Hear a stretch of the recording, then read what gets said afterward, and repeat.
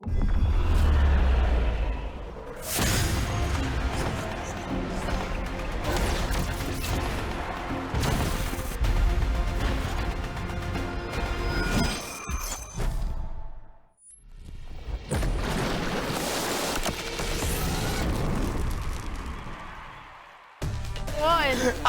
Spider-Man. Welcome to the waiting room where it's the 5th of July. Happy X4. Hey. He's got a hangover. Nope. Jet does. I just don't like fireworks, man. As a pet owner? As a pet owner. Yeah. It's especially the 3 a.m. fireworks. Like, if everyone just picked a window, 8 to 10, My dog's going to be sad. I just go out of town. But you come back and 3 a.m. you wake up again, and they're going to keep happening for the rest of the month. Yeah? Yeah. They're just going to keep shooting off fireworks. For a while. Like all the ones they didn't get through tonight, got to shoot them out later some point. Why didn't you get it through them last night? I'm just saying I'm a little upset. Okay, there's a conspiracy here. The fact that last week we ended the broadcast a day before Canada Day. Do we have a reason for that? Do we just hate Canadians here? Because we don't want to be on weekends. Why are you day saying before this Canada with Day. a slight southern accent? I did not say. I think it's just a habit now. Guys, we also weren't on for America's birthday. Yeah, we missed Yeah, both he's saying of them. we don't like national North American. Oh, I thought, Yes, I thought exactly. I thought he was as a Canadian. He wants to specifically be thinking on- we were- No, Jack covered me, actually. Yeah, You were yeah. right. All right, before we... You can watch it out. There are also holidays. True, I could. We're never yeah. off on holidays because like, apparently you don't celebrate on Wednesday, Thursdays or something. Anyways, let's move ahead to the schedule/standings no graphic. We need a cooler name for this, standings and schedule. Yeah, let's check out. It is a cool Schedule. graphic. The LCS. It's a great Standings. graphic. The name needs to be cooler. Standings. Big games today. C9 versus Golden Guardians. Any The other ones Guardians. jump out to you guys? The rematch. No, that one for me, it has to be it because it feels like every time Golden Guardians face Cloud9, they get better, but not good enough to beat them. I think the big thing that jumps out to me is that Dignitas right now, who are very unexpected 4th place tie with Team Liquid Honda, have a very difficult schedule this week with EG, C9, and kind of a resurging FlyQuest that they're going up against, that I can see this being a really tough week for them. It's easy. They beat EG last time. Remember, JoJo was like, we're really good. We just lost to those frauds, Dignitas. It turns out Dig's actually just not that bad, and they're going to beat him again. Not bad. The one I want to watch is TL versus NRG because those two teams are just really hard to catch for us. So like NRG just been throwing massive leads. Their actual standings would have been better if they had those 2 wins where they had a humongous lead. Suddenly they're in that bunch that we were just talking about. You know who else would be better if they had those 2 wins? Who? Everybody else. Yes, but they should have had those wins. Undefeated. A 10K goal lead? To be fair, some know, losses I are know, closer to I wins. Those are like, and the person that gets tilted the most out of any loss is Dokla. And so losing in Yes. those ways, in that type of way, as frequently as they have been, I would lose my mind. My mind would be blown. Hopefully, things will go better for them. On the new patch 13.13 is out. It's a very pro-focused patch. What stood out to you guys about a lot of these changes? It felt a little small, and the game designers did mention that this is also intentionally conservative because we're going to be on this patch for 3 weeks instead of 2. So actually, as far as I know, this patch is going to be the patch for the next 3 weeks of LCS, which is the remainder of the regular season. Yeah, I think obviously the big one under systems is static shiv. As much as we've joked Ripping about how pepperonis. broken that item is, it is No longer broken on this patch. So you're not going to see, I think LeBlanc will still be a high prio pick, but you're not going to see the static shiv build with her. You're probably not going to see the Zeri. The Zeri, the build that AP saw, Zeri. Berserker and M&S both try out.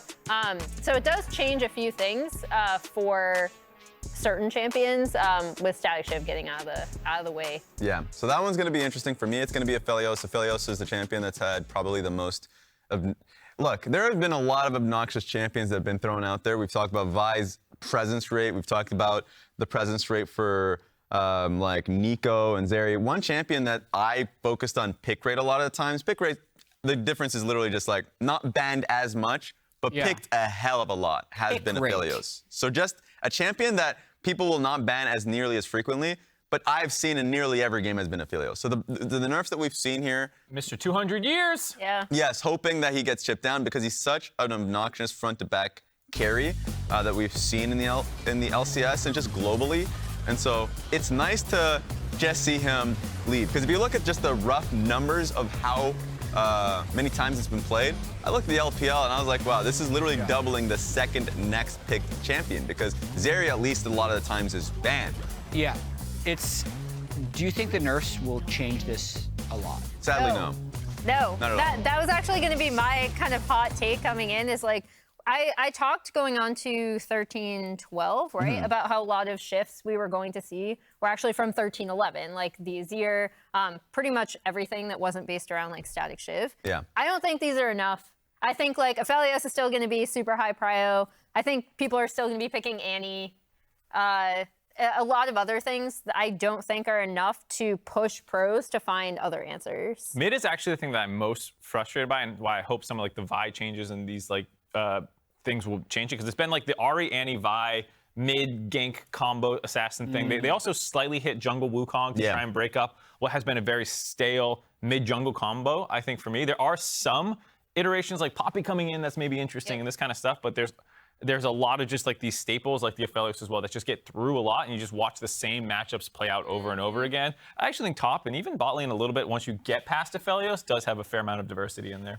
I agree, and I do think that there are champions right now that do well versus the Azirs and does well versus an Aphelios, but we just don't see, because at least I think a lot of the times those are niche champions. Like we saw Xerath being picked by Fnatic in the LEC. Now it was lost, but for the majority of the game, the Xerath was putting in work. Yep. You're like, oh, this is great, but people are just not putting in the practice because that's a niche champion, and you kind of have to push the player. And also right now, we don't have much scrim time with the change in schedule to have 3 days of games a week, so a lot of those champions are Ziggs, bot lane, or Karthus, or something like that that can spice up the meta. Ziggs Trist, baby. There it is. Yeah, I've seen so much Ziggs Trist in Salt League or NACL. I can't wait to see that. It's like one of those things, right? It's like for the first game, you're like, oh, cool. And then you realize you're watching Ziggs Trist. Yeah. It's awful. Sign me up. I was saying one thing I'm sad about, because the other thing that got changed here with the static Shiv, it's still a fine item for a lot of like marksmen, but it's like all the abuse cases that got, because it's the AP ratio that really got hit on that. Yeah. Yes. I'm sad that it's going to hit AP Varus, who Yeah. also got tweaked a little bit anyways with his on-hit ratio. Like the on-hit base damage has gone up, but the actual chunk from proccing the blight stacks is down. Yeah. And he's one of the pure AP marksmen that you can go in the bot lane right now, which opened up some drafts where you saw all physical top side. And without a consistent bot lane AP, you get really limited in where your magic damage has to come from. And it was just easy to slot, because the mechanics were still AD carry mechanics. Like you could, in theory, like slot in a mage. Yeah. But that's like, Karthus. you're learning this whole new skill set, which is what actually makes it really difficult to slot in a player that can do those things. Yeah, we've all seen AD carries Vladimir's, and we're like, all right. Tactical Ziggs is pretty Rise. good. Yeah? Is Bolulu's Trist any good? Cassio's not. bot, no. No, I haven't seen it. We've hit a snag. But that's always a challenge, especially if you have limited time to practice those things. Yeah. It's going to be tough. Which is why the AP Varus was nice, because Because it just naturally Yeah. did you it. just play it. already can do it. It's the same thing. AP Kaisa as well is probably gone. We saw a little bit of that. Yeah. There's all these like kind of AP marksmen that are now probably dead. Anyways, that's going to do it for the patch. A lot I of like your line of thinking. I want more Let's diversity. get him back in there. Make get Corki Ziggs in viable there. bot lane somehow. Oh, wow. That No, I don't think we want that ever. Not mid. Mid Corki is bad, but Yeah, bot yeah. Corki, I like it. fine. Magic Anyways, marksman. that's it for the patch discussion. We'll see what changes come through. It's on to talk about the teams right now, and we're going to put on our teaching caps, Woo. hats or something. I don't know. Report cards. Report cards. Indeed. Emily, you're I'm up up first. Get up first. there. Get in All there. right. Professor Emily, please. Okay. So obviously, we have this cool new thing. Jat discovered presentations earlier on the LCS. We have a clicker. Yeah. So improvement on existing strengths. What's the grade? Let's go. We don't know the grade yet. So this is actually their gold leads. Snatch this up. Gold leads in spring, and then gold leads in summer. Look, they're still at the top of the LCS, but they're It's doing bigger? a lot larger gold lead. Wait, go back to the Obviously, first one. Smaller sample size. Oh, we're testing the mechanics. It's Oh! 1,000 more. Look at that. I It's can flip back and 1,000 forth. more. Per game. That's 9,000 gold more at 14 this split. So in all seriousness, obviously TL, they were a really great early game team already. They've become, I think, even better, which is awesome. They also have improved in some of their opportunity areas, I think. I think you can still kind of criticize them for losing some of these early game leads, or if, more importantly, if they don't have an early game lead, not being able to get back. And then, Jat, here's something you're gonna love. My next thing, it just says why. And this is when they actually decide to go chase for kills over here and do not end up picking this I Herald forgot guy. about this. Yeah, and previously in this game, they'd also, I believe, dive top tier 1 to chase after kills as well. This is a very aggressive team, and I actually really appreciate that about them. Sometimes, though, it does not work out. I'm giving them a B+, because I actually really like a lot of the improvements that this team has made. They're in 4th place. They're still looking like a very strong team, especially in the early game. I still think they have some things to shore up in the mid to late game, and more importantly, if they don't get those early game leads, what happens? I don't even want to necessarily knock this. I kind of like it. I like that they're this aggressive. Maybe it's just the LPL in me, but like when this happened, I was just laughing my ass off. I thought it was great. That's amazing. How valuable is the Eye of the Herald really? Exactly. If you got those kills, it would It's be more roughly valuable than the Eye of the Herald, Herald. that you would have gotten anyways Yeah, from the Herald. I think the thing is they didn't get enough kills on the other side of it, right? Yes. I don't know who's next. It says Jat in the Jat for prompter. sure. Yeah, I also go next in a Talk sec. time. about it a little bit more. Oh, go for it. Oh yeah. Actually, this is the worst. It doesn't add anything to it. I was just saying you're the type of teacher that I would hate because I would read the teacher's notes and I'd be like, oh, I did really well.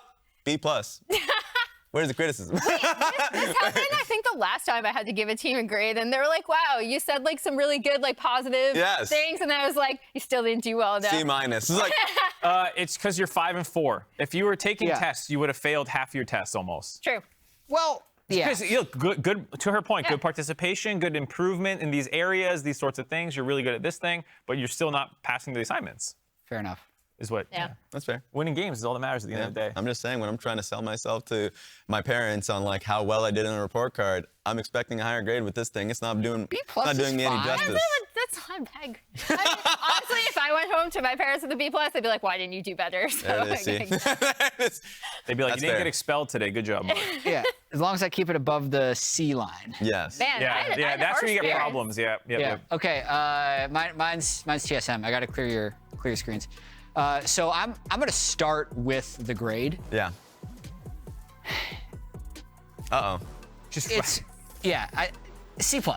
Oh. Like it could be a lot worse. Yeah. Right? Okay. They're still here. They're not getting expelled. And I think the majority of this, since they are coming off a 0-3 week, is looking at the positives of the split. So I'd say I really love the effort that you, TSM, are putting into your practice. They are doing double blocks each day. They are scrimming on match days. Although I have heard their coach in an interview with Digon Esports say he was disappointed last Wednesday when 2 of his players, unnamed, were 30 minutes late to their call time to go to the studio. And then they lost him. Maybe that just set off a bad week. But anyway, overall, I still love the effort they're putting into practice. And also, I think that your mid laner should play less Azir and more Graves. Because it was working before, and you've been distracted with this Azir thing. Is it the champion though, Jat? Or is it the person piloting? I don't see nameplates. I just think the mid laner should You only play have 2 more notes? Wait, this Yeah, is that's it. You don't have a third note? No. Do you want a third Wow. note? You want a third To note? I Raz's think I'm the point. better teacher. Yeah, to not many feedback for a C+. Like, what should we do better, Jat? Yeah, I want Just points of Graves. improvement. Just More more Graves. Graves. More Graves. And keep up the effort. Like when you have a student who's not necessarily super skilled, you have to give I them like how you're like, achievable goals. I like that. you haven't been expelled yet. You might be dropping out. Yeah. I mean, you can't just lay on the negative. You can't give them too much at once. They might fold. All right, so I actually have Dignitas. All right, clear that screen. And mine is I liked the. I wish you had some other things stuck on there, Jat, but you didn't. Mine will be a lot more referential. If we can get to Dignitas, please. No, you should continue You have to talk about click to it, TSM. dude. Oh, this is all one slide. No one told me that. Like, No, you should just know this. All right. I thought these were separate things. Anyways, so for my first one, it's Rich is the class leader. So this was. This is more like a story arc where you're watching a movie about like all those educational movies about schooling where there's like this teacher comes in and revitalizes the class, like Dead Poet Society, Stand and Deliver, Freedom Writers, like any of those kinds of ones. Like Rich comes in and suddenly he's busting his ass playing weird stuff, 1v1ing on Cassante, and he is going to become the class leader. And slowly over time, the rest of the class is going to start believing in themselves more. Oh, interesting. On the table? Yeah, yeah. Have you not seen Dead Poet Society? Like an No. Oh Captain, My Captain. Oh, Captain, mode. My Captain to Rich. And Rich is the captain. Yeah, so Got instead of it. being a teacher, it's more of another student doing How it. But old is this movie?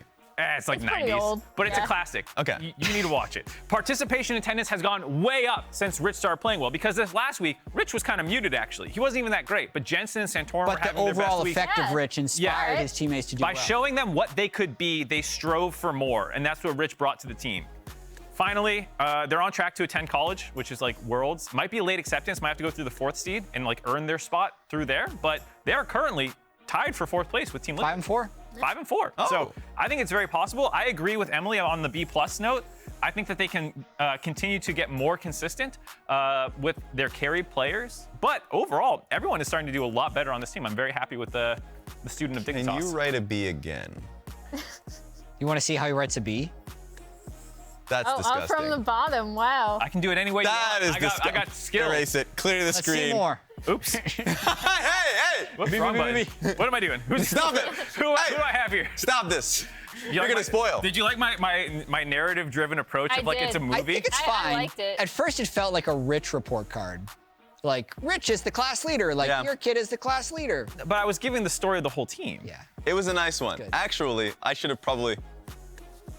You need a prop? What is this? Oh, Captain, my Captain. you hate Rich. You would be the guy in the movie who is just like refusing to get on board with True. everyone That's else. true. I'm that PE teacher that says like, look, he is already a failing student. Just let him please play the game. Like, I have no faith. That would be me.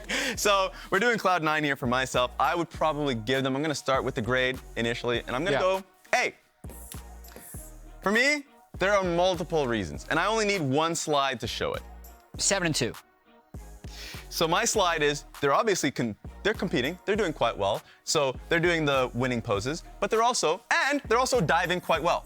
So I think their dives have been exceptional. We saw that versus Evil Geniuses. Also here's the problem. This is why they're not an A+. This is why I won't add an A+, is because they're also experimenting quite a bit.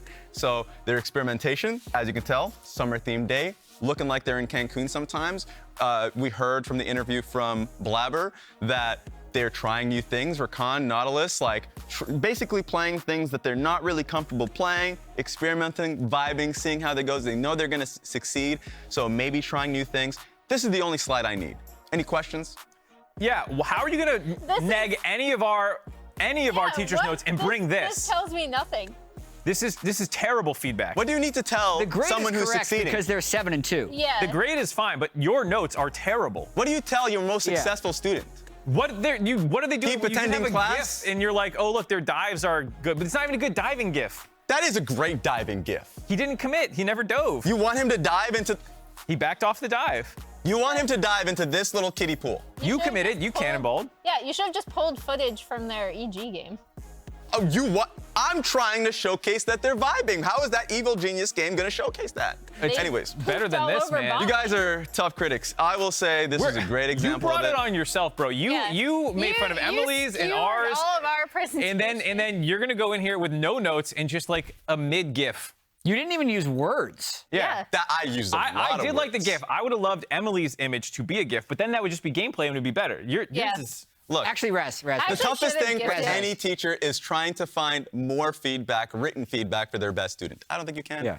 And also, Is that true? Do you know any teachers who have said that?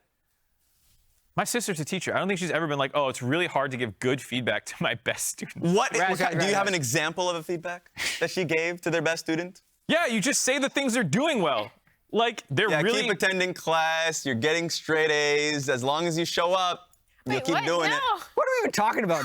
No, no. I'm just disappointed. Yeah. I wanna know what I'm kind not of because teachers I Raz- didn't have the Raz worst had. one now. So yeah, I'm pleased. Mine was And I think we can dynamic. move It was on. a GIF. My only complaint was you could put a little. You didn't have a third one because we got sent templates. This is about the teams, Mark. Look, he's tenured. He's already on his way out. Yeah, as a teacher, Jet's you know? milking it. Yeah.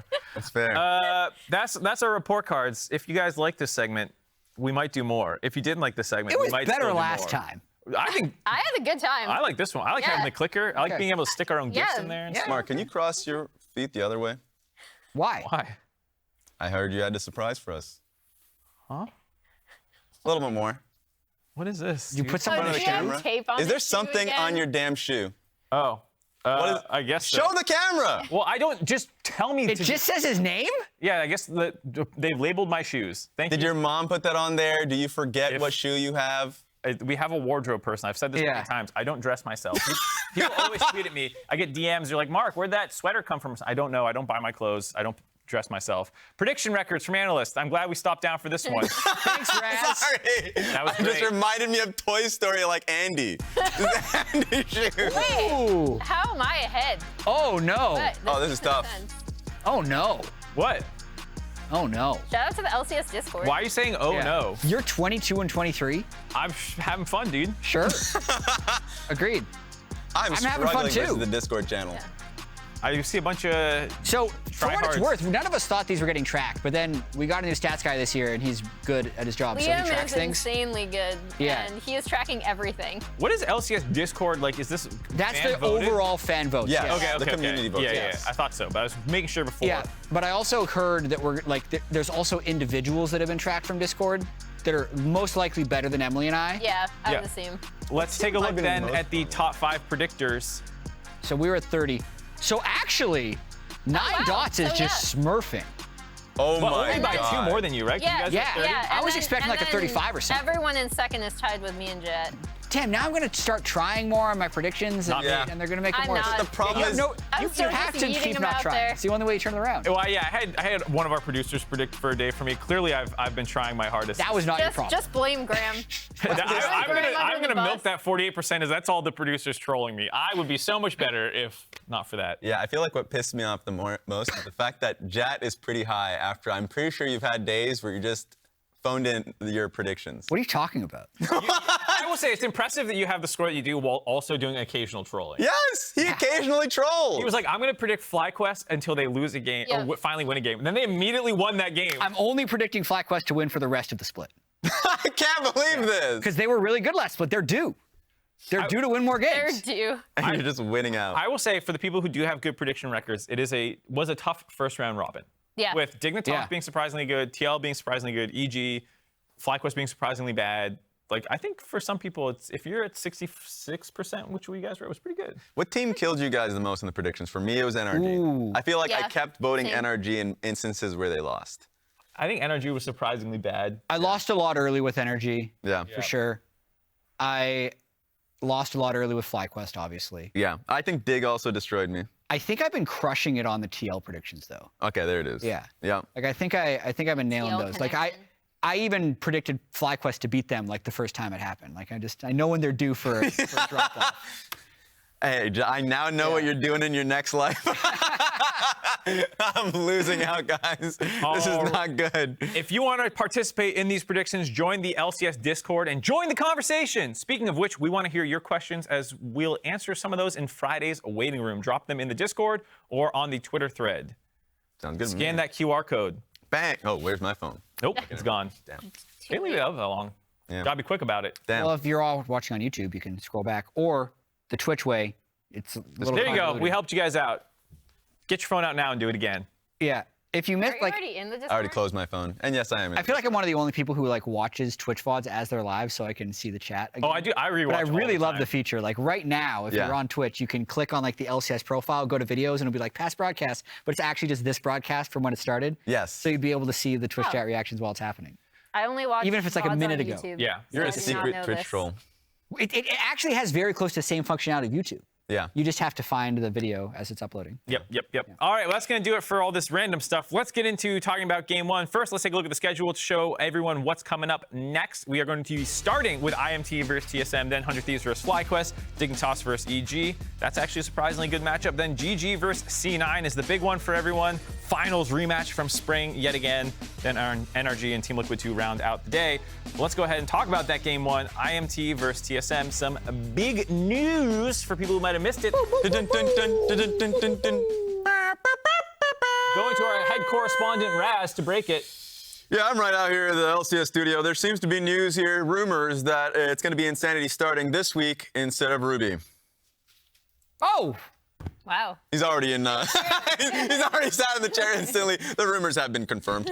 They were confirmed basically on a Sunday night or Monday when Dunk on the TSM subreddit mentioned. Exactly. Dunk mentioned on TSM subreddit. Also, their head coach Revan did an interview a week ago with Digon Esports, but released it yesterday.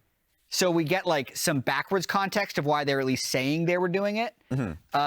And I watched the interview this morning. He did say, in his idea, his idealistic view, it was going to be one of those 6-man rosters where they can have different skill sets. And he said Ruby's like basically exclusively a mage player, and Insanity is a lot more fluid about the game and is willing to play stuff like Graves or kind of do whatever Revan kind of wants him to do. And it would be very unfair to Ruby if he just never got a chance. Yeah. So he wanted to give Ruby the chance, and he did also say that the mid laners themselves and the other players on the team don't really work that well with like a 6-man. So obviously this was done on Wednesday after their first loss with Ruby. They had 2 more losses with Ruby, and now Insanity is back in, so we can kind of draw our own conclusions. I feel like we're going to see Insanity for a while unless their losing streak just continues. We'll have to see if they can start picking up some wins. I feel like Insanity brought a lot to the team in the early game for playmaking.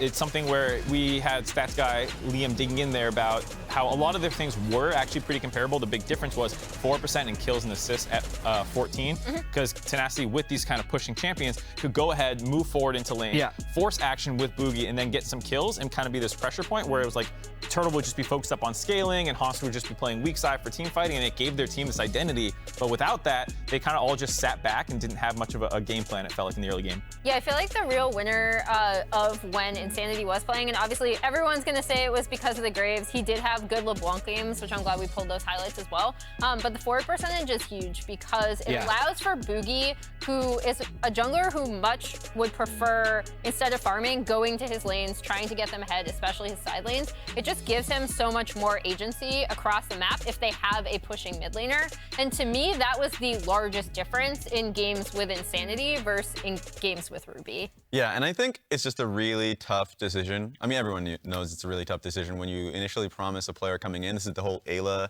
discussion. And it's happened throughout esports because visa issues have always been a thing, right?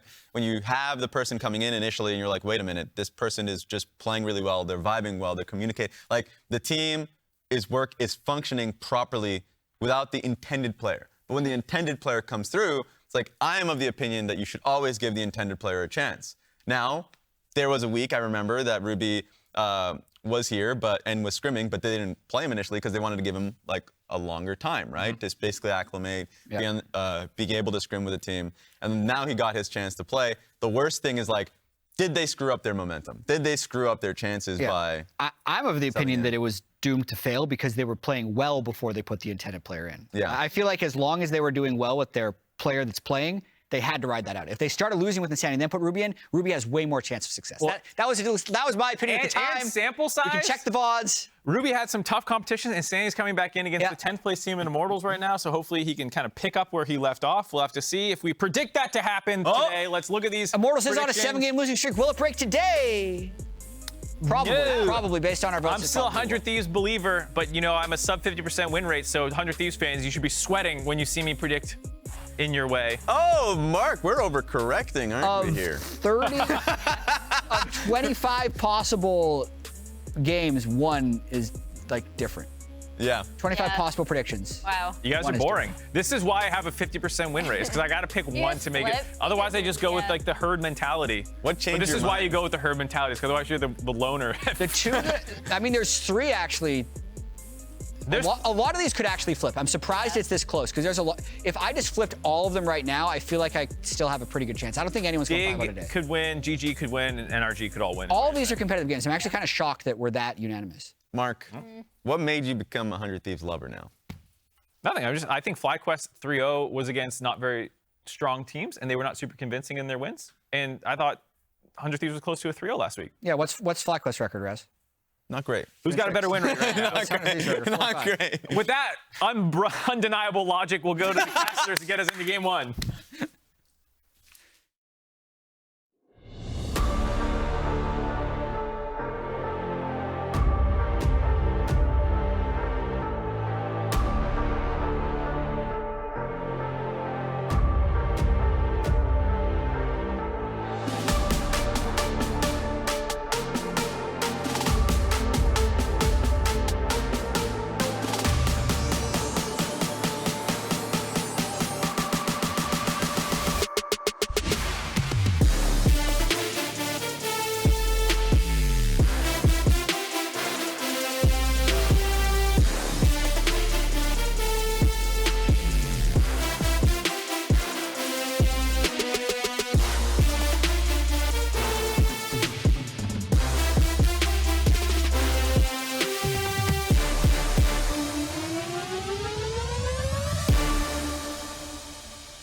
Ladies and gentlemen, welcome back to the LCS. It is Summer Split. It's week 4. We're into the second round robin. I'm Captainflowers, and joining me today from the NACL, he was here in spring a little bit, and now we got him back today. Please give a warm welcome to Joushi, ready to join me here for the first couple of games, and we're starting off with Immortals going up against TSM. Yeah, it's good to be back, but this is going to be an interesting one, right? Both these teams, Clayton, have been struggling a lot so far. Immortals have not won a game since week 1, right? The way that they have been playing has been really rough for so much of it, and now that they're going up against a revitalized TSM with Insanity joining the squad again, it's going to be another tough one because this is one of the teams that they lost to. Yeah, and TSM, you know, they were going into week 3, sitting on a 3-3 record, feeling all right in the middle of the pack. Obviously, like we heard the lounge talking about a little bit, they wanted to try their intended starter in Ruby. It did not play out the way they had hoped, so now bringing Insanity back, hoping to have some more of those higher level performances from him. Going up against IMT, hey, it's a big deal for both of these teams, because yes, Immortals is in 10th right now. TSM's only barely ahead of them. You got to make top 8 if you want to get into playoffs, and everyone you lose against these guys close to you, they're just pulling that much further away. Yeah, and if IMT do drop this one, I think it really says a lot about how their opportunities will continue to slide going into it. But as we already jumped into it, it is worth noting, everybody, we are on 13-13 once again.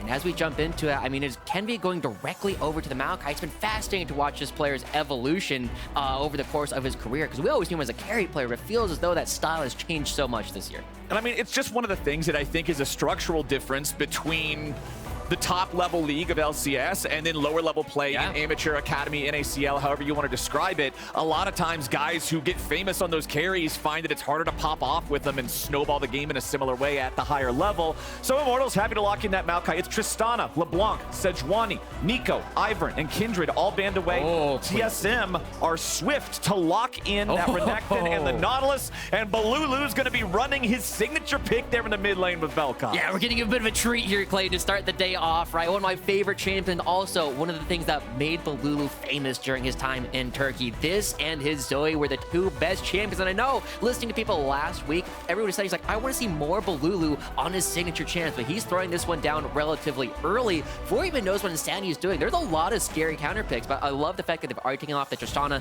That's the one thing that Insanity has had a lot of success in this kind of matchup.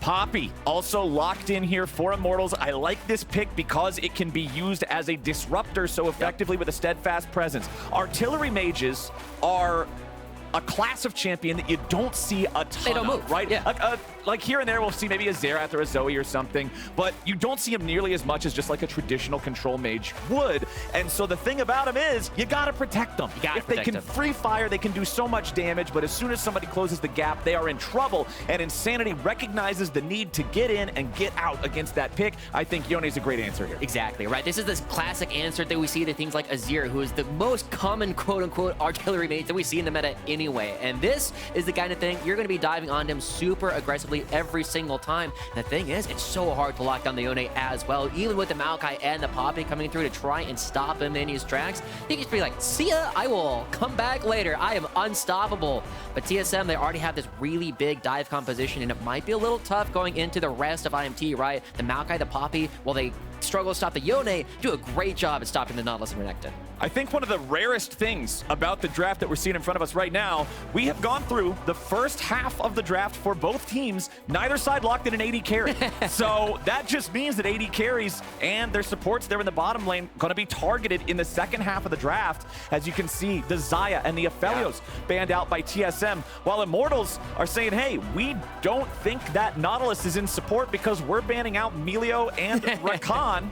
And sure enough, it looks like it won't be in support. Indeed, we've got the Kog'Maw and the Braum locked in for IMT. Over on TSM, they're locking in the Jinx for WildTurtle. This has been a pick that he's found some success on so far here in summer. I would love to see Chime lock in the namesake. I don't want to get too far ahead of myself here. I know that it is just such a pocket pick for him, but Lulu's so much more likely. So there we go. Lulu locked in, and it's going to be that Nautilus in the jungle. I gotta say, Clayton, if we are looking at this game, this might be one of the best opportunities for IMT to find a win so far going into week 4, right? They have all the tools. They have the Braum, Maokai, Poppy. You could not ask for a better front line for the Kog'Maw and the Vel'Koz, because these guys, if they have the opportunity to stand still, like we were saying, they're just gonna be doing so much damage. Hauntzer's not gonna be able to get into them easily. Bugi's not gonna be able to get into them easily, and that means there's missing damage in order to get WildTurtle's resets. WildTurtle is going to want to provide some of that long-range threat of his own, most certainly, just trying to punch through these frontliners, this solid tank wall that you're talking about. But I'm also looking at Chime on the Lulu, because you're going to have two possible lines of thinking here, where if Turtle gets to pop off, if he gets ahead early, hey, maybe we can play Protect the Jinx. Otherwise, if it's up to Insanity to break through that front line and get to the back, Lulu's job is going to be buffing up Yone and making sure he can get that job done. So I'm going to put you in the hot seat here. Which draft do you like better now that we've seen I like all Immortals. I like Immortals, right? This is the kind of thing where we have seen them, right?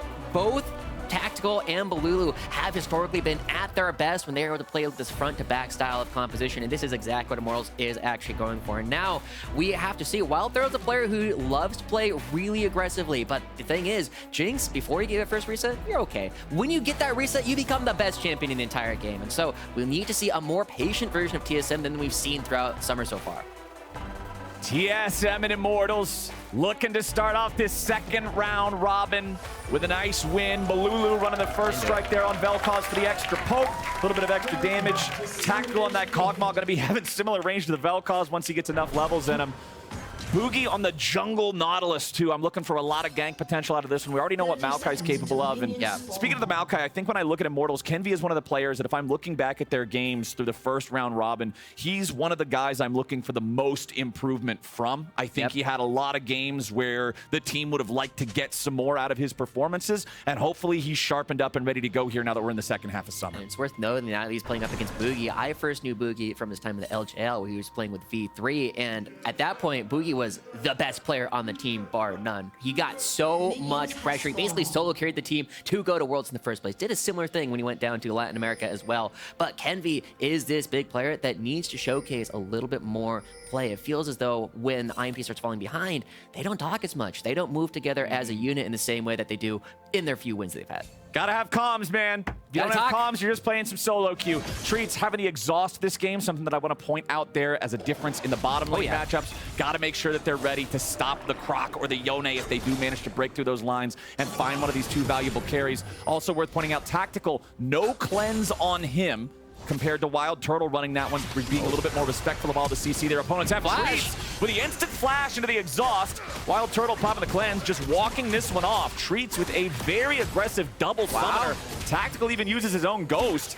Immortals spent a lot there, and honestly, TSM didn't have to use a whole lot in return to go even. Yeah, I mean, their wave is pushing towards WildTurtle and Chime now as well because of the number of minion auto attacks that Tactical and Treatz were taking. This is a really tough position unless you continue to be aggressive. Turtle now going to be forced to flash back. That's what you like to see. They have to keep that going if they want to make this worthwhile.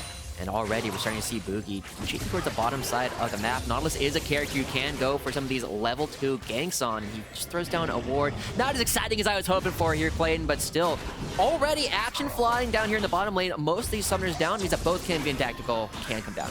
And I like the ward place from Bugi there because he's probably thinking, hey, if Tactical and Treatz are playing this aggressively, there's a decent shot that their jungler might be looking to do something similar here. So just wants to make sure that he doesn't get caught off guard. Up top side, Renekton's taking over the early lane. Who would have guessed? That's probably going to stay about what you would expect as Tactical continues trying to play aggressively, utilize that range.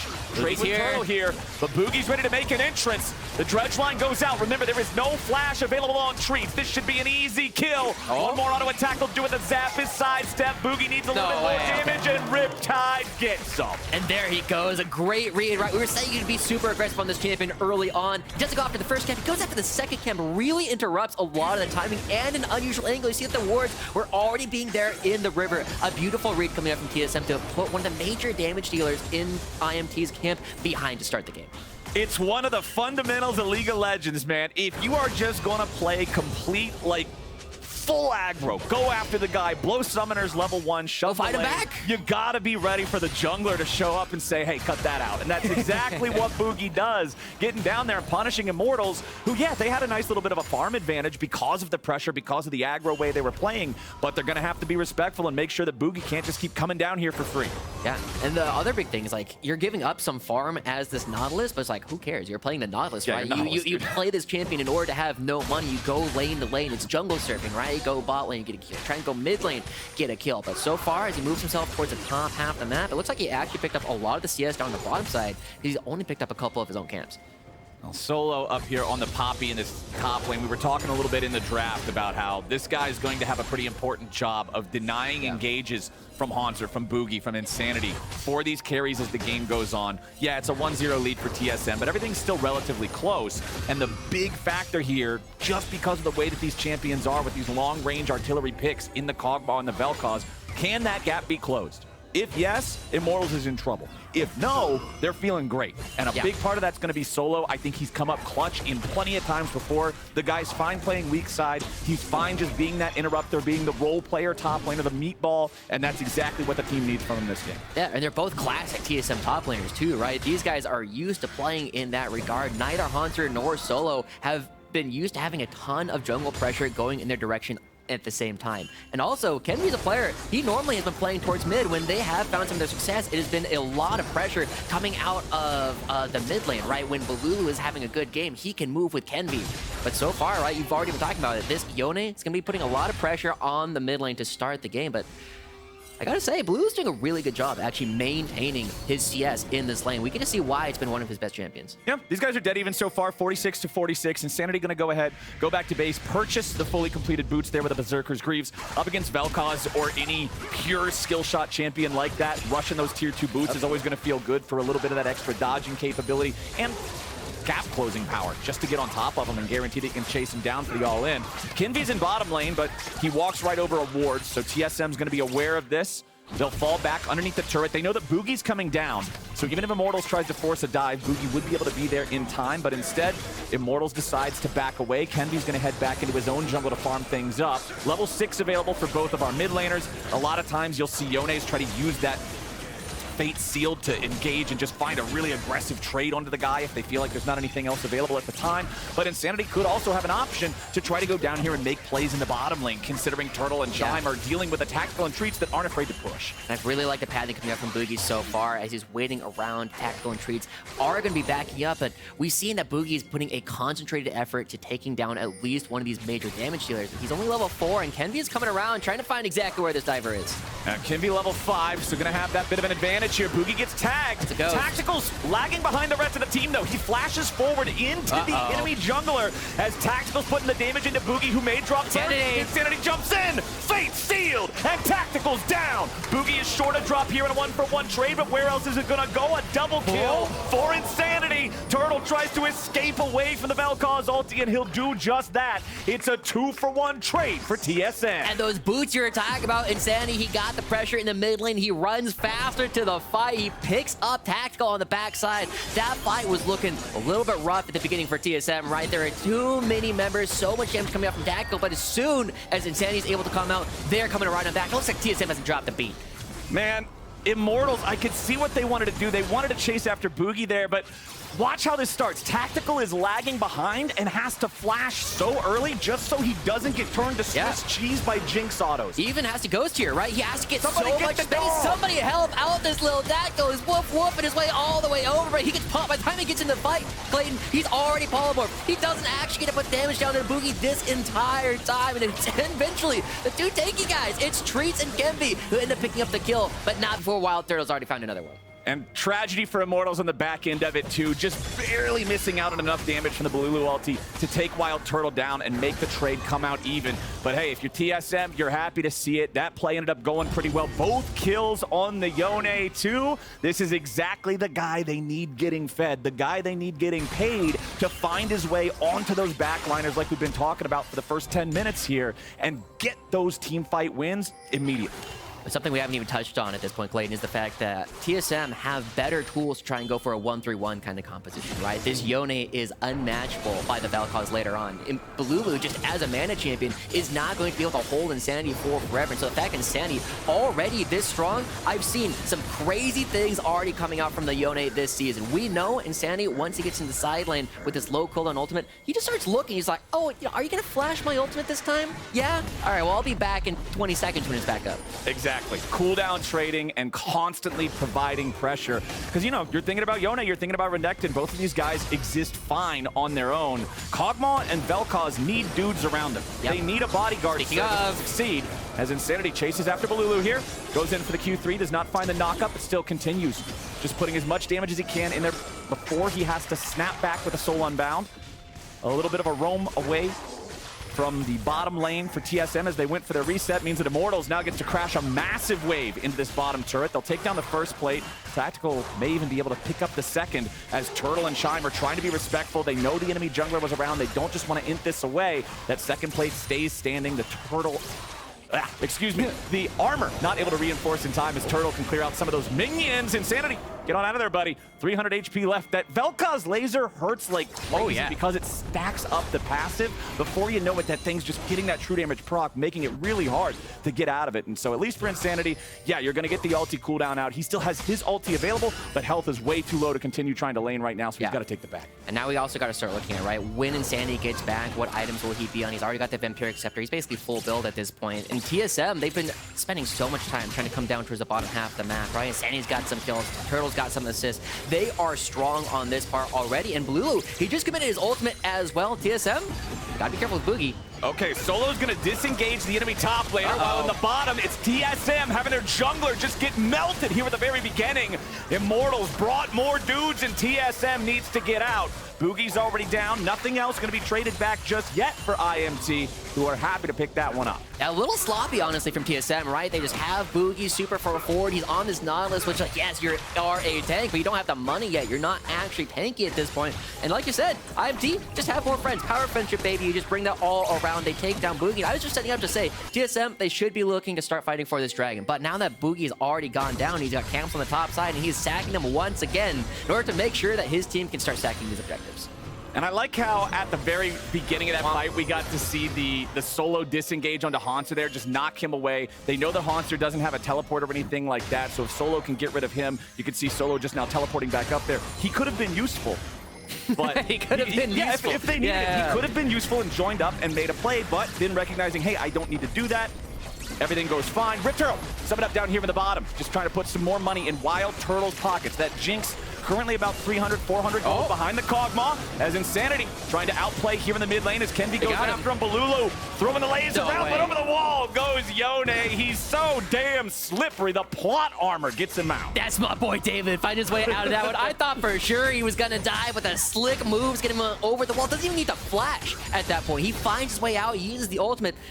But still, we are already looking at IMT. They're starting to fight back kind of across the board. Even with the WildTurtle being dropped down in the bottom half of the map, giving WildTurtle a little bit more money, it is still IMT scrapping it all through. Despite the extra kill going over, it is IMT starting up this dragon, and as Chime's going to be backing away, it's only Bugi here once again. All right, Bugi, I don't think it's a play you can make, buddy. Just gonna have to step back there with the dredge line. Immortals will take this first Drake. This is a slow first Drake, 12 minutes in the game, so don't be expecting any fast soul stacking, even if they can go 4-0 on that score.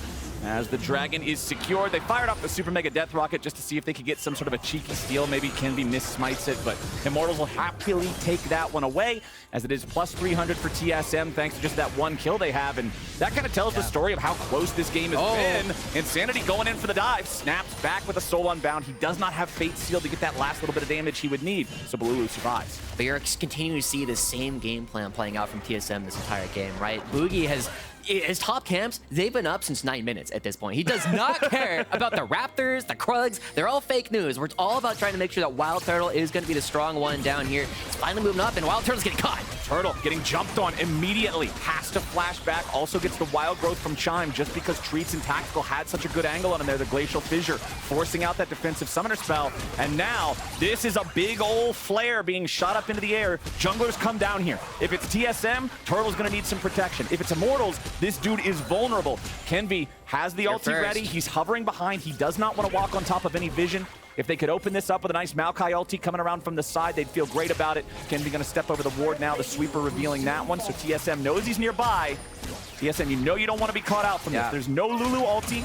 There's no Jinx flash. Even if it goes into a 3v3, I think Immortals win these. Yeah, and it's kind of crazy. I think this is the closest game to a tri-lane I've seen in a long time, right? Both teams are saying, all right, we'll send our jungler to go clear out some camps every now and then, but Bugi coming all the way back down. Those top side camps are still up. That is how committed they are to this. He needs to make sure this bottom side is actually going well. They will get some shove, but as you're kind of talking about, right, IMT, they've been doing a good job with some of the early aggression that Treatz had with some of these fights going over towards IMT. Tactical and Treatz are still still up about 4 waves already this early on in the game, and that is with the attention that TSM has put down their side. I'm really already looking yet again at how TSM can try and adapt their strategy, because we said they will do well if Insanity's ahead, because not only can he die, but also he can split push. Yep. And you can see that total gold on the left side of your screen right there. It's Insanity about 500 gold ahead of either AD carry, who are swapping back and forth based on whoever cleared the last minion. And then Bolulu right behind them. Hauntzer right behind them. Solo lagging a little bit further behind his counterpart here, but you can see Hauntzer also having a couple waves of advantage there in the CS department. They're Renekton with the Gore Drinker. This is going to be another one of those big players that's looking to break through that front line of Immortals, find the value targets on Bolulu, on Tactical, specifically going to watch where and when he decides to use the teleports as this game moves on. Now we're 15 minutes in, so plates have fallen. I'm expecting to start seeing some bigger fights here soon.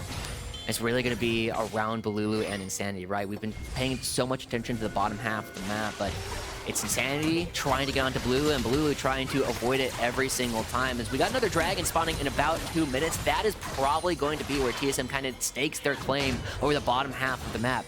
Because right now, they're going to be taking the Rift Herald completely uncontested. IMT don't want no smoke, they want WildTurtle. WildTurtle trying to step back here a little bit with Chime having the wild growth. Turtle pops the cleanse, and Tactical pops his health bar. Nicely done from Immortals there. That's the punish I was looking for. That's beautiful. Solo's still trying to play a bit of a blocker on the Rift Herald, but even after Rift Herald gets dropped bot, with so many ganks coming out from Bugi, it is going to be Tactical and Treatz who should be able to pick up first brick in this game. They're finding yet another one, and I gotta say, this has to feel a little bit good for the IMT bottom lane. I got a fun fact for you, actually, Clayton. What do you got? Did you know that there are only 2 players in this game who have never played for TSM before? This is one of their old bot lanes coming out and taking down their new one. Well, man, they're definitely making a statement down here with this one. 2-1-1 for Tactical, having that plus 35 CS. Dive into the mid lane, and Insanity just wipes Bolulu off the map. Man, he made it look easy. 3-0 now on the Yone. David, brother, you're looking pretty hot today. That is exactly what we like to see. Going between the darts, trying to take people down. We said that was going to be where the play was around. And Insanity, his ultimate, it's going to be back up for this next fight. Bolulu still has to play super far back, and now he's got a Gale Force as well to contend with, because Insanity has been popping off. He's cut Bolulu out of enough waves. And as we start moving towards the bottom side of the map, Kenvi, he's gone for a relatively squishy build. We said this was the ideal front line, but oh my god, they're going to melt to Insanity. Tactical and Treatz roaming up to the mid lane now, just trying to get some extra push, rotate that strength around the map. Now that they've broken through that first turret in the bottom lane, you can see if they keep this rolling, Tactical could absolutely be the wrecking ball that Immortals needs to continue building this lead up to something meaningful. Because right now, it's still plus 500 for TSM, but item spikes, when we're looking at them for Immortals, are about the same level. Insanity going to get some more money in TSM's pockets, bring that up to a little over 1,000, taking out the tier 1 on bottom side. A little bit of that split push power you were talking about, but Immortals will not be able to make it down in time to collapse on him. Insanity just going to commit the TP to join back up with the rest of TSM here in the mid lane. Utilize that Herald, knock down the tier 1 there. Treatz loses half HP, Insanity disengaging again. TSM are just going to take all 3 turrets at this point, right? They are saying, yeah, go ahead. You already got the first dragon at 12 minutes, and now Solo's got to run for Insanity's ultimate's coming up. Insanity goes in for the Q3. Trench line brings Bugi up close to him. Wants to pop the ultimate there. The depth charge finds the target. Solo's ready to try to disengage him. Only hits a minion, but he stays alive while the rest of Immortals are able to claim the Drake. 2 Drakes to nothing now for IMT. Ocean Soul is going to be the name of the game here as the map transforms, and Hauntzer takes out that turret there in top lane. Brings TSM up to a 3-1 turret lead, plus 2,000 gold over Immortals. We do got to say, Immortal, this might be the biggest high roll on Dragons they could have possibly gotten, right? We already know they want to take these front to back. They want to take these slow fights. They want to slow down WildTurtle's ability to reset as teleports come through.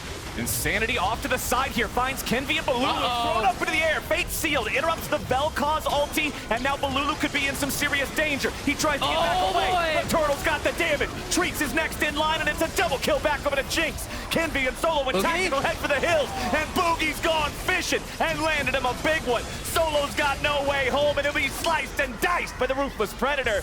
Bugi picks up that kill, and TSM get a swift 3-0. Who cares about Dragons when we have gold at this point, man? They are getting everything. They're just finding one. They find more teleports coming coming through. Looked like IMT trying to make a play. They catch out Insanity, but once again, this guy's got the magic shoes on. He's slipping and sliding, making sure nobody can take him down. And TSM, well, yes, they lost the dragon. Look at how this teleport comes through. Insanity caught off on the side initially. They almost burst him out, and Hauntzer completely separated, right? This starts off as two separate one-man units from TSM, but it turns around because Insanity, a clutch ultimate stopping the ult from Bolulu, and then on top of that, he just stays alive this entire time. He's got the shields. There's no damage coming up from Tag because he has no W. Man, that was tragic for Immortals. The game was so close just a couple minutes ago, and now with that on top of the plates and the turrets that were already acquired from TSM knocking down all those tier 1s, they're up 3,500 gold. IMT has got to be careful here, man. You have one more fight like that, I feel like you're pretty far out of the game unless TSM throws it. Insanity now continuing to play that split push game. Steadfast presence from Solo is not going to stop anything. Insanity sees it. He waits it out before using the Q3. That's 40% of the Poppy's health there in a swift trade that he doesn't really lose anything for. No. And it's going to get worse, right? It's going to get way worse for everybody in the side lanes. We were saying that Insanity would be uncontested going up against Bolulu. And it looks like it might be uncontested going up against Solo as well. And Solo, unfortunately, right, he was just left in an island all alone. Going up against Hauntzer has a small deficit. But it's become a really big deficit because the rest of the map has started to go, you know, bell end. This is trouble, man. Second item completed now for Insanity. 20 minutes in. He goes for the Bloodthirster. Extra sustain there in that side lane split push scenario. And so much AD, exactly. As long as he stays over that threshold, which he pretty much permanently will, just healing up off a minion wave should be more than enough. You can also see second item completed there. The Black Cleaver was recently put together by Hauntzer.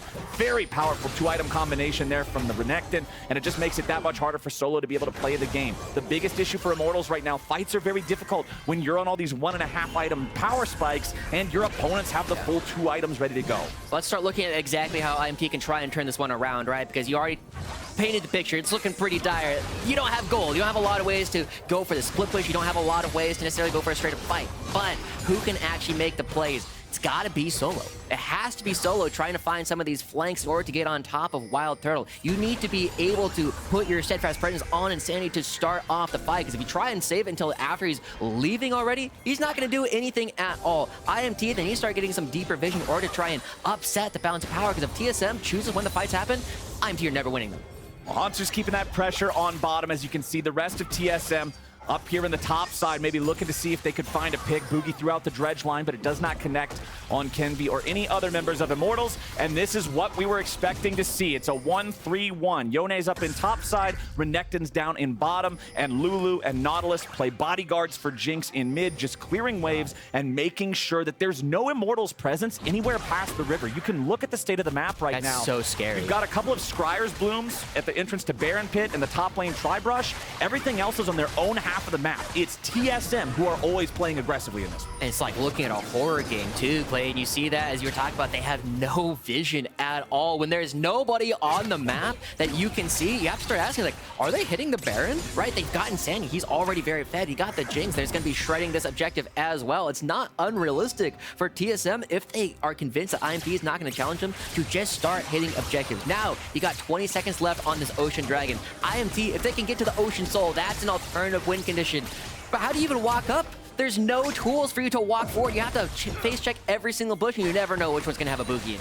It's hard to face check and get to that third Drake that you would also want, and there's always the concern too, hey, if we go for the third Drake and we can get there, what if they're just doing Baron instead? TSM, you know they wouldn't mind trading away a third Drake for a Baron at 23 minutes into the game. They're not on it just yet. Immortals dropping another Scryer trinket into the pit to make sure of that. But it's Chime and Turtle, again, just constantly pushing up this wave mid. TSM's in no rush to throw away the lead that they've built, jumping into anything silly, and they'll just be Hauntzer and Turtle starting up the Drake. Scryer's trinket there in the back brush of that pit. So TSM, they're not afraid of this whatsoever. Immortals know that they cannot go into neutral territory. They cannot walk into this fog of war, and they cannot continue stacking those Drakes right now. Still plus 3,500 gold for TSM. Things aren't really going anywhere right now, but TSM are happy with that. TSM are very happy with that, right? They put IMT's potential win condition 5 minutes further back. And look at this. Tactical already starting to build the Warden's Mail too. He knows he needs to stay alive. That is priority number one. Bolulu also with the Zonias. These guys have cut their damage by so much. So they just know they need these fights to go as long as humanly possible. And so, as we continue to look forward, like, we got to look at what this actually means for the rest of TSM, right? Because they did have a very rough last week. They went 0-3, but now David's back. They are on a 4-game losing streak, but Insanity was only part of one of those. And Hauntzer, you do got to be a little bit careful here. Yeah, he's scrapping a little bit long here with the Poppy, who has that Jack Show plus the Sunfire Cape. Very scary items, as Bugi eats a lot of damage there from the Vel'Koz. Zhonya's plus Leandri's. The Zhonya's is an absolutely huge purchase here for Bolulu, who's going to have that extra get-out-of-jail-free card to try to survive some of the dives coming out of Hauntzer and Insanity. So let me ask you this. Yep. If you're Immortals, how confident are you feeling right now? Because obviously, Solo's at least able to hold his own down here in the bottom lane matchup. You're scaling forward and TSM's not accelerating the game. Does this feel... How winnable are we feeling?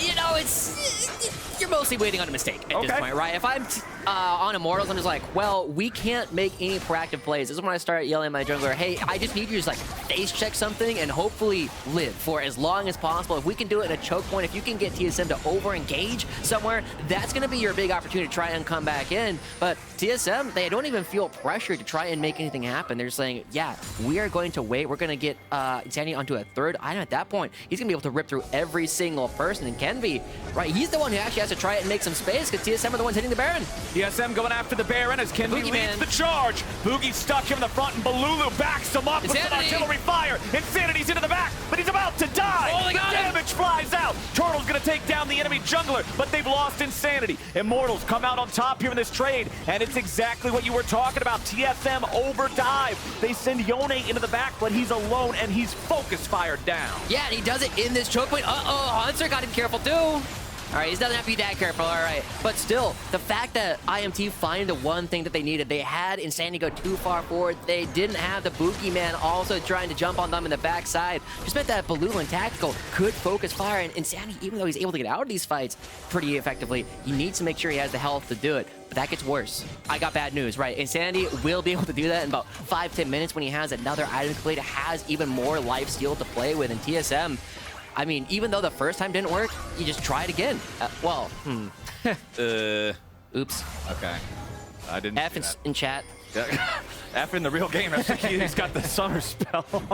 Anyway, a little bit unlucky there, but yeah, TSM may have overplayed that one slightly. Immortals, I like the way that they commit with only what they have to still stay safe, right? Balulu's not shy about just opening up there with the laser, keeping himself very far back. The rest of the team ready to protect those carries as Insanity tries to jump in and blow them up. It still seems like Immortals is ready to fight this one out. They were ready to immediately engage when they saw TSM going after the Baron. They weren't shy about firing off the Nature's Grasp.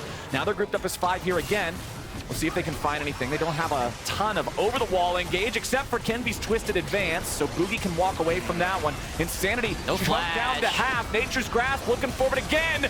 More burst flies out, always aimed at the Yone. Hauntzer looking for a way into the back, but now they've got to be careful still. With Bugi and Insanity both injured, TSM does not want to disjointedly engage. Hauntzer just trying to walk this one off.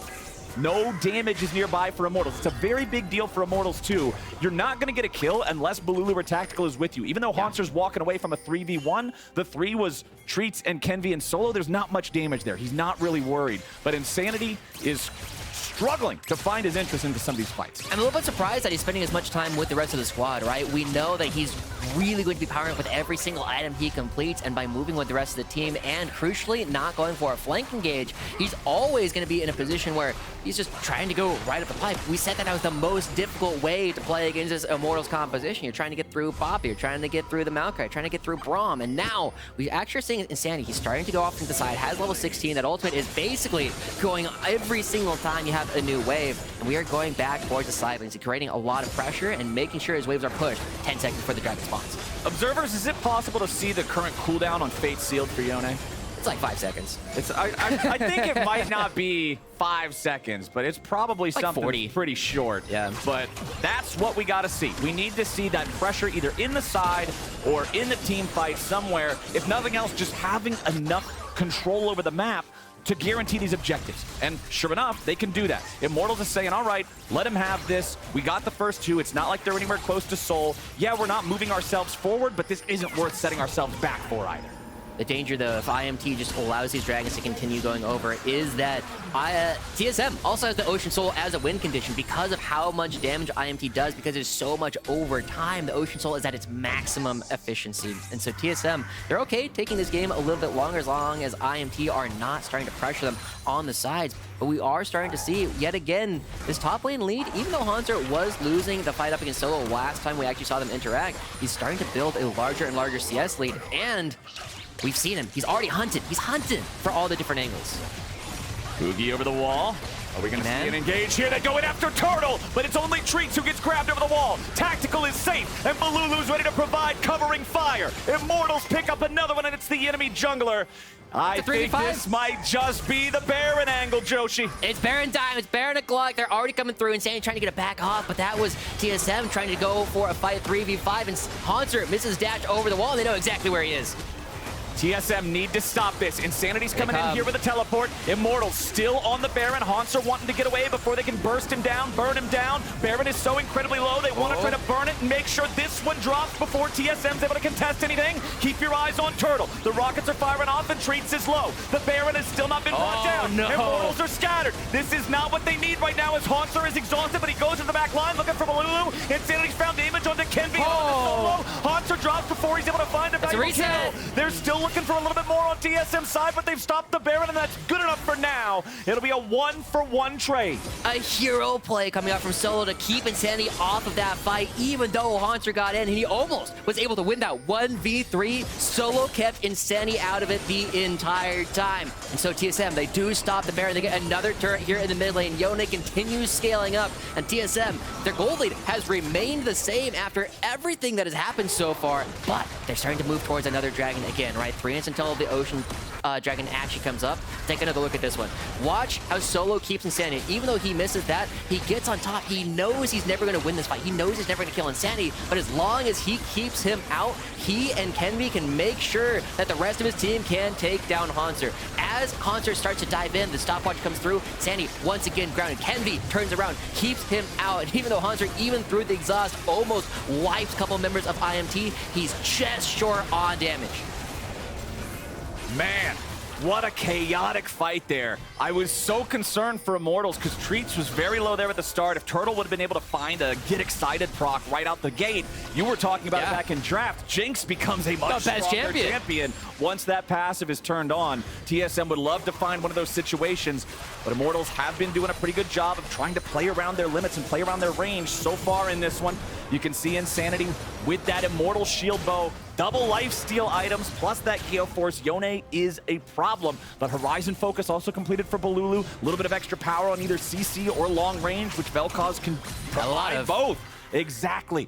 And then you can see more items, more defense coming in for Solo and Kenvi, both having the Warden's Mail there. Randuin's Omen already fully completed for Tactical, needing that extra defense power. And it's TSM starting up the Baron now. They don't have Hauntzer here, but he has Unleashed Teleport. They do this very quickly. No vision. It's already almost dead. Immortals is just running into a situation where they're not going to get it done. Kenvi tries to go in for the flash steal, but no, he's all alone. Solo already disengaged for him. TSM just walked up and took the objective. I mean, that's what it takes, right? We called that out 10 minutes ago. TSM, if they ever feel as though IMT doesn't have the vision, can just start up, and they are not done. They are still remaining on the map. They're not spending any of this gold. They're trying to make sure they can get as much pressure as possible. By getting this wave pushed out far enough in advance, you know that it's going to be bouncing towards you later on. And these turrets are worth so much money. They're already here. Solo's the only one to defend.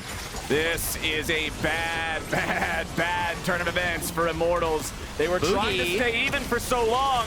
Bugi wants to engage here on Tactical. Treatz does a good job frontlining. Tactical fires back. Bugi's down to 1/3. Treatz got to be careful. You don't want to allow Turtle to get excited. Super Mega Death Rocket nearly finds the kill, but not enough damage there to seal the deal. Hauntzer just continues to apply pressure back in mid. Make sure Immortals always have something else to think about. But you can see exactly how strong IMT's defenses are, right? Braum sitting there with the shield. WildTurtle was wailing away on him for 5-10 seconds. Didn't even take him down to half at that point. It had to be after the the shield was already down. But TSM, they're moving out in force. This is an opportunity. IMT knows that they need to start looking for some of these plays, but at the same time, who's going to be matching Insanity? There's nobody that can actually deal with him, and Insanity's teleport will be up in time for the Dragon, and he can still create pressure. He's staying. He's going to be taking this inhibitor turret. Oh, yeah. Immortals just doesn't have anybody nearby to try to deal with the dude at all. They know Solo's the only person who might be able to even breathe in that 1v1, so he'll go up there and try to deal with it, while the rest of Immortals want to take control of this, but Hauntzer's on the flank, man. Immortals are in the middle of a TSM sandwich, and they are about to have a bad time. Lulu gets engaged on Bugi's ready to find his way onto the Vel'Koz now. Hauntzer fighting too. He's on to Tactical, but he won't get the kill. Immortals might be able to turn it back around now as Bugi dredge lines into his own demise. Chime and Turtle barely escape. Insanity ready to join back up with these guys, but Solo's gonna do the same. Bolulu, he has no Zonias, and Solo missed the ulti. Insanity's looking for the backline here yet again. He tries to lock up 3, but he won't get anything. The Drake goes over to the side of TSM. It is stolen away by WildTurtle. It's a goddamn rocket once again. I thought that we were done with the Jinx steals after last year, but WildTurtle gets another one with an auto attack this time around. But TSM over and over again, well, they get bailed out right now by WildTurtle with that one auto attack. They are fighting over and over again without their most crucial member. We saw this. This is the second time, even though Insanity catches so many members, he does so much damage in this play. He just leaves everybody on a sliver of HP. Imagine if he was there when Hauntzer was there too.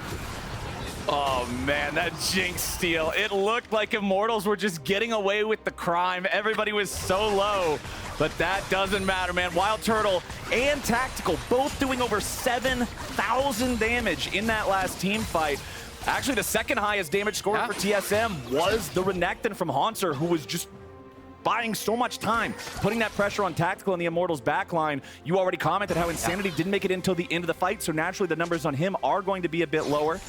Blade of the Ruined King done for Tactical. Has the Tiamat in inventory looking towards the Hydra, so he's going to be a wave clear AoE splash machine once that one gets done. Man, oh man, we are getting close to some full builds here, my friend. We are. Multiple members. You already called it Tactical on 4.5. We see Insanity, similar spot, has 4 done there. I need to see one fight where TSM either commits with Insanity with them or commits to Insanity off the sideline. He should be able to beat up Solo all on his own. It'll take a while, take a throw, but you will eventually win that with all of the lifesteal. And TSM, I mean, we get to see some of the shades that we got before, right? I remember talking to some of the players who were scrimming up against TSM, and they always said, you know, it's not even that Ruby is not gelling with the team. It's just that Insanity's been better the entire time. Insanity's been a stronger player, and now he's trying to make these big plays all by himself. He's had a couple slick escapes, but he just needs to be with the team. Well, Hauntzer and Solo are set up there in the bottom lane, both on full push duty, both level 18, both with their teleports ready to join the fight. So again, as so many games come down to with these top laners in split push situations, it's all about who gets the better angle, who gets the better timing there with those teleports to join up. Hauntzer does not have a super high damage Renekton build. Sometimes you see him go for stuff more like Blade of the Ruined King. Yep. This is a very stock standard. Two bruiser items into some tank stuff. He's not going to do any serious damage to Solo, so Solo's pretty fine there, sitting in that 1v1. We've seen that go fine for him throughout this game so far. Rabadon's death cap completed for Bolulu. This is where Vel'Koz can start 100-0ing people in one ulti. Solo backing away now. Recognizes more TSM players are heading down, does not want to get caught in the middle of a 1v4. Even for Poppy, that one's pretty tough to deal with. Immortals continuing to concede the territory that they should own here in their own side of the jungle.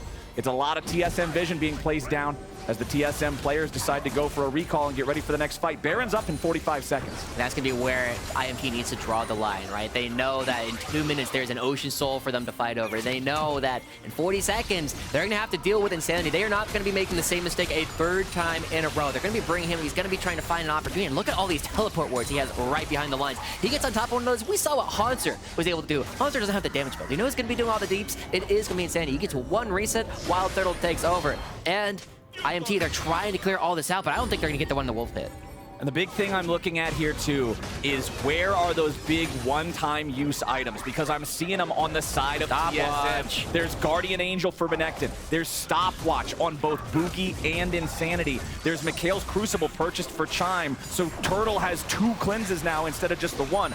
Over on the other side, lots of powerful items coming through, but none of those one-and-done game changers, right? It's just like more firepower. It's Rabadon's death cap. If somebody stands in Bolulu's ulti for the full duration, you're gonna die. But TSM has been pretty good about trying to interrupt it so far.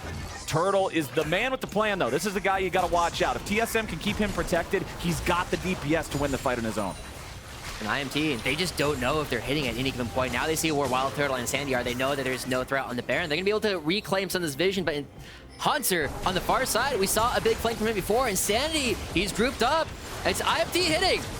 TSM are going in for the play. Let's see what they can find here. Insanity gets chunked a little bit, but Solo gets chunked more. Now Insanity locked down here, but Nature's Grasp goes into the back line of the main field, but he won't find a good target. Bugi now focused out next. Stopwatch keeps him alive. Insanity and Solo fighting off to the side as they lock down Kenvi. He tries to use his grasp back onto the Baron, and he stays alive for now. Bolulu won't get the kill. They need him with TSM. Turtle's unstoppable. He's excited, and he just can't hide it. The Jinx shuts down Tactical's Kog'Maw. Insanity takes out Bolulu. Immortals, they were so close, but no cigar. Oh my god, so many people on blinking health bars on both sides of the fight, but TSM are the ones that come out on top. They're gonna continue putting IMT down, and this might be the turnaround of their fortunes, right? TSM, 3 games down with Ruby. They lost 1 Sandy before. This would be a 4-game losing streak. Now they're coming around. They get their old mid laner coming right on back. He brings something out a little bit unique, and he is picking up exactly where he left off. Even though they got the 1 player, he and Hauntzer finally teamed up that fight.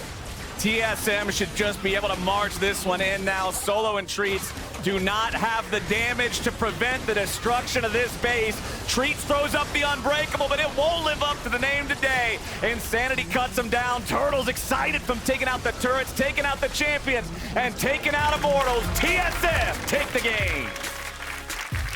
A big turnaround for TSM, right? Improving to 4 and 6 here in the standings. This is a big play for them. We had a 3-way tie down there at 7th place with a bunch of teams with the same number of wins. Now they're starting to separate themselves a little bit from the pack, guaranteeing they have a little bit more opportunity to start playing for the playoffs. And you got to start the second round robin off strong. You know this is a must-win for you in order to improve. That was a close game at multiple points. You pointed out how the gold lead stayed very static from about, what, 18 minutes till 30 minutes? Yeah. So we just kind of had the same game state chilling there. Both sides seemingly okay with it, trusting in their own scaling. And so many of the fights just came down to these slivers of health bars. The amount of times people were walking away with 300 health, 400 health on both sides was extreme. Even in that final team fight that we saw there in that topside river, it was Turtle surviving with what I think was less than 100 HP. Yeah. These were going to the wire, and it's TSM who ended up just playing it that little bit better to get themselves the win. You mentioned being tied around 7th. Again, top 8 going to playoffs. And unfortunately for Immortals, now they find themselves firmly down there in 10th. They're going to have some more catching up to do. Let's see one more time how TSM outpiloted them in this one. And this is one of the big things, right? We were saying that we need to see Insanity group up with them over and over again. This is the first time he's actually starting a fight, and it looks so close, right? Another moment that could have instantly ended it. But both Tactical and Bolulu just barely getting out of dodge. And I thought the fight was going to be over right around here because I thought Kim was going to die, but a beautiful move to actually get over toward the Baron, heal up quite a bit, puts WildTurtle in a spot where he can't comfortably join the rest of the fight. The 2 frontliners still trying to get Kenvi, trying to get Treatz, and it takes that Gale Force coming out from WildTurtle. That classic aggression coming out from this guy to finally get that first reset before the rest of the fight just blows up. It was beautifully done, and one clutch thing that you see at the very beginning of this fight, Solo's Poppy ulti does not hit anybody. Nobody from TSM is disengaged and knocked far away from here. If you look at that fight with maybe one less TSM player, it could have looked different. But it's TSM having the patience. You saw when Turtle was walking forward, he sees the Bolulu laser and he goes, nope, not walking into that. He backs up for a second. Then it's the Gale Force in as soon as it's done. Then it's going in to get excited and clean up the remaining players. Well played to TSM. Yeah, good stuff from TSM. And again, I actually feel as though IMT should be feeling pretty good about that. It actually started off really good for them down in the bottom lane. Tactical and Treatz had a lot of pressure there. The 2v2 was going well until Bugi decided it was actually a trial lane. Yeah, that was a lot of focus bottom lane here early on in game number 1 of the day. But hey, a reminder that Fantasy LCS is happening over on Sleeper. Make sure you lock in your picks and bans for next week's games if you want to top your league. And now it's time to join Raz and Hauntzer on stage for the Verizon post-game interview. Hey, thank you and congratulations, Hauntzer, for the win. Thanks, man. Quick question. That looked like a difficult one. You guys had a huge lead. Can you walk me through just the biggest difficulty in being able to pick up that win? Because you guys looked like you had to change a little bit on how you approach the fights. Yeah, I mean, their team comp was pretty annoying for us to deal with. We have, 2 divers, but they have a lot of peel for the Kog'Maw, and he built Randuin, so he was pretty tanky. It's not the cleanest game from us. We definitely have a lot to work on, a lot to improve, and as long as we're staying on the same page, I think we'll see better results in the future. That sounds good. I remember you guys came into this split really strong in terms of as a team being on the same page, knowing where you guys needed to be, having the right vision control placements. What would you say is probably the biggest thing you guys have been working on since last week to get better at? Is it just being more disciplined and getting on the same page on that one, keeping that vibe, or what would you say? Yeah, it's more of the same, just keep working on ourselves, making sure we're on the same page. Yeah, that's honestly just the biggest thing. It's a team game. One person can't carry. If we're all doing the same thing together, we're gonna be playing a lot better as a team, right? So that's just our main focus for now.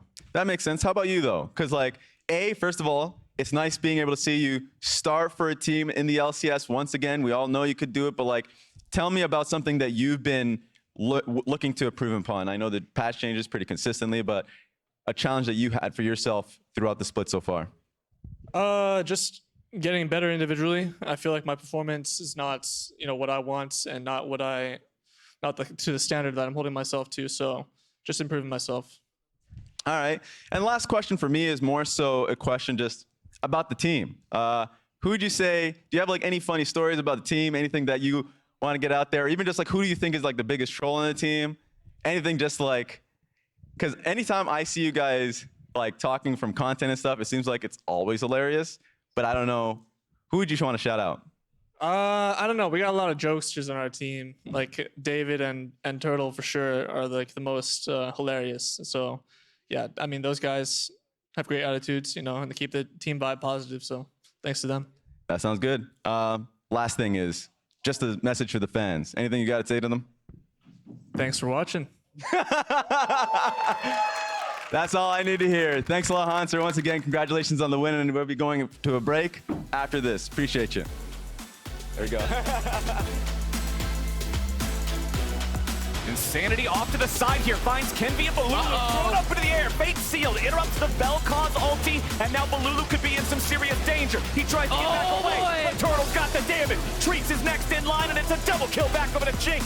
Kenvi and Solo with tactical head for the hills, and Bugi's gone fishing and landed him a big one. Solo's got no way home, and he'll be sliced and diced. Sanity and Solo fighting off to the side as they lock down Kenvi. He tries to use his grasp back onto the Baron, and he stays alive for now. Bolulu won't get the kill, they need him with TSM. Turtle's unstoppable. He's excited, and he just can't hide it. The Jinx shuts down Tactical's Kog'Maw. Insanity takes out Bolulu. Immortals, they were so close, but no cigar.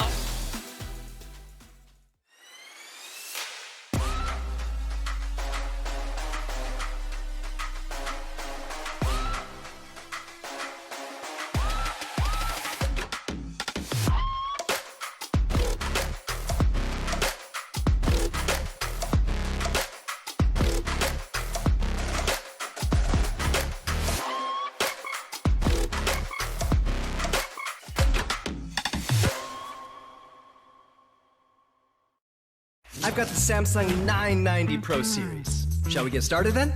This speed exceeds all expectations. Reading speeds are 40% quicker than before, and writing speeds are 55% faster. With the in-house controller, the per watt performance has improved up to 50%. The 990 Pro's nickel coating controller for its smart thermal solution technology controls you. Playing computer games? Obviously the best.